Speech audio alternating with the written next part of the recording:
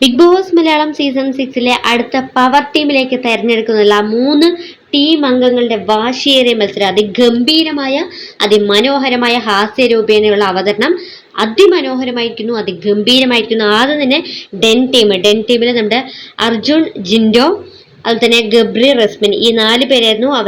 അവരുടെ മാക്സിമം എത്രത്തോളം കഴിവിൻ്റെ പരമാവധി ഉപയോഗിക്കാൻ പറ്റുമോ അത് മുഴുവനായിട്ടും ഈ ഒരു പെർഫോമൻസിന് വേണ്ടി ഉപയോഗിച്ചിട്ടുണ്ടതിന് ആദ്യം തന്നെ നമ്മുടെ ജാൻമണിയായിട്ട് വന്നത് അർജുനായിരുന്നു. ജാൻമണിയായിട്ട് നമ്മുടെ അർജുൻ അസാധ്യ പ്രകടനം തന്നെയായിരുന്നു.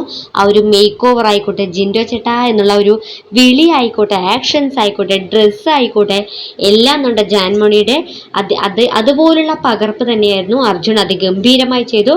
അടുത്തത് അപ്സര, നമ്മുടെ ജിൻഡോയുടെ ക്യാരക്ടർ ചെയ്തത് അപ്സരയായിരുന്നു. അപ്സരയും ആ ഒരു സൂര്യ നമസ്കാരവും അതുപോലെ തന്നെ സിഗരറ്റ് വലിക്കലും ജാസ്മിനുമായിട്ടുള്ള ഒരു ജാൻമണിയുമായിട്ടുള്ള ഒരു സംസാരവും എല്ലാം അതുപോലെ തന്നെ എത്രത്തോളം ഒരുപോലെ ചെയ്യാൻ പറ്റുമോ അതിൻ്റെ അതേപോലെ തന്നെ നമ്മുടെ അപ്സരയും ചെയ്തു. അതായത് നമ്മുടെ നോറയായി ചെയ്തത് ഗബ്രിയും നല്ല രീതിയിൽ തന്നെ ചെയ്തു.